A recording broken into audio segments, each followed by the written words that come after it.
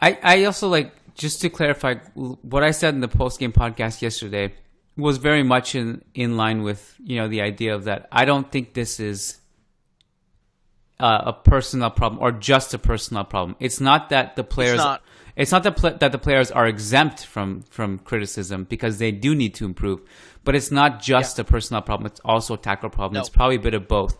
And what I will say is that I don't think it's necessarily a tactical problem, if at all a tactical problem, that somebody like Eder Militao is looking at a player, his own man, running into the box free. Yeah. And looking at him and deciding, like, what is Zidane supposed to do in that situation, really? Is Zidane supposed to be like, hey, Eder, maybe not do that? Like, that's not... So that's a individual mistake problem. An example of a tactical problem would be, okay, let's go back to the Manchester City game.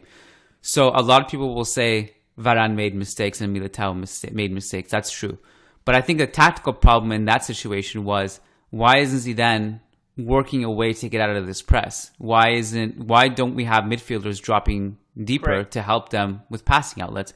Why is Isco and Fede Valverde on the bench, two good ball progressors on the bench, and not taking part in that loss? Correct. Those are tactical problems. And then obviously, like, just the lack of offensive variation and stuff. But and then the last question that Ian asked, which is, what exactly is he going to fix after 2 to 3 years of the same problems? Well, I don't know, because we have to hope.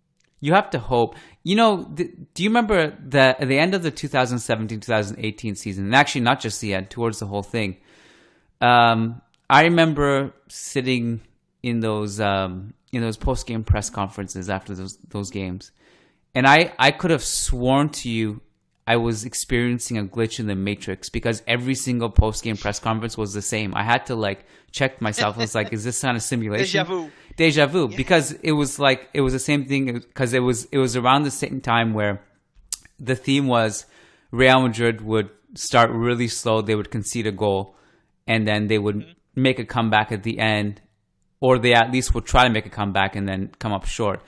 And then every game was the same. Zidane would say, we know we have to start better, and we have to try to do that better next time. And then next time it was the same. And then next time it was the same. So it's not like they don't know what the problems are, but it's also just an issue of somehow not being able to address those issues. I don't know what's going on. Look, to me, this is a team desperately needing the presence of a player like Isco to obviously overcoming the big hump in his form right now. I mean, he's not playing well when he's given the chance. That's for sure. That's 100% accurate. So it's tough for Zidane and for everyone in the coaching staff and for the fans to listen this. It's tough to trust Isco at this point, because Isco is not performing. But to me, I look at the bench and he's the one player who could fix this issue consistently and efficiently.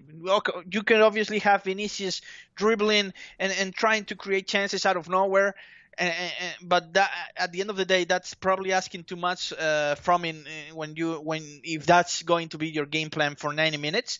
But Isco is the one and only consistent player when I look at the bench who is capable of fixing Real Madrid's offensive issues. But obviously, you need two things. You need him to play better, and you need him to get him more involved and more often. So it's tough. It's tough to find this kind of a scenario and context.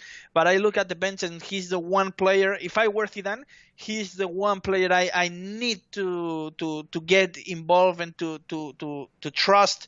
And to get him committed and fired up as soon as possible. Mm-hmm.